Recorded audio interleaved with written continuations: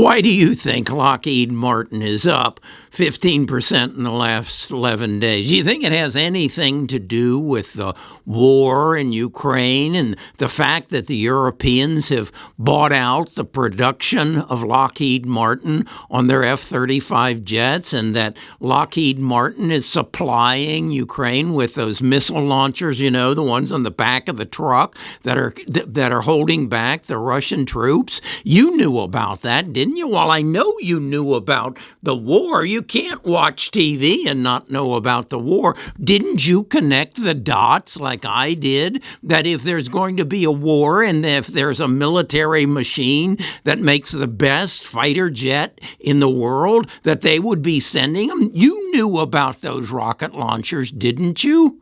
Or didn't you? Best of Us Investors presents Carrie Griegmeyer. You knew about Lockheed Martin. You saw the video I did on October the 1st where I explained to you that Lockheed Martin was making those missile launchers and that the U.S. had booked up their orders for their F-35s, but the Europeans came in and said, look, we're going to need them more than you are because Vladimir is going to attack us. And Europe came in and took up 35 of the 86 F-35s that the U.S. was going to buy. I told you all about that, don't you remember, on October the 1st?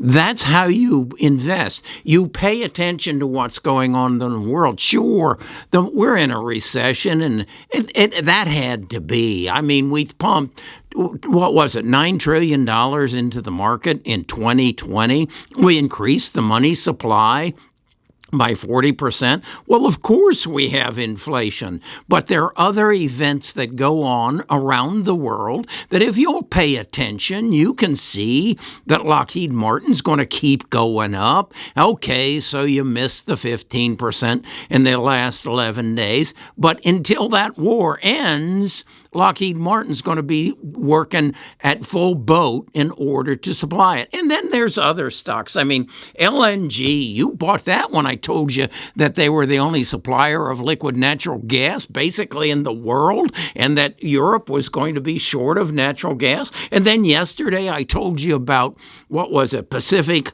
Biosciences is creating a genome sequencer that's going to bring the price of genome sequencing down from, what was it, $1 million? Yeah, $1 billion in 2000, and then in 2020 they got it all the way down to 1,000, and now they're going to get it down to $100 a share. Look, all you've got to do is pay attention. And then learn how to put your stop-loss orders in. Yeah, I put a stop-loss order in against Lockheed Martin to preserve my 15%. Do I think they'll continue to go up? Yeah. Again, until Vladimir says, "Uncle, I'm out of this. I'm not going to do this anymore." He ain't going to do that. The world is getting ready for war. And hell, I mean, China has said, we're ready. Are you ready? If you invade Taiwan, we're coming after you, and we've got the military built, and we've got the nuclear weapons that can reach Los Angeles. Haven't you been paying attention? Of course you have. You saw my video on October the 1st. You saw my Pacific Biotech or Bioscience video yesterday. So you know these things are going to happen. You don't need to worry about inflation. Oh, of course, the price of gas is going up, but then you own Occidental Petroleum, don't you? I told you about that too. Hell, all you got to do on that one is follow Warren Buffett. He's trying to get 50% ownership. Yeah, their earnings report is coming up, but look at the earnings report that Exxon just delivered.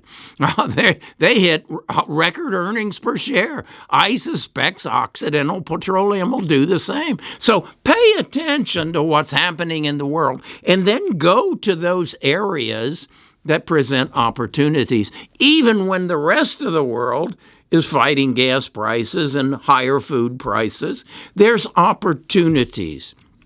You can't ignore the fact that technology is going to drive us into artificial intelligence and machine learning and quantum computing. That didn't go away with higher interest rates and inflation. That didn't go away. That's still behind the curtain and coming to a theater near you.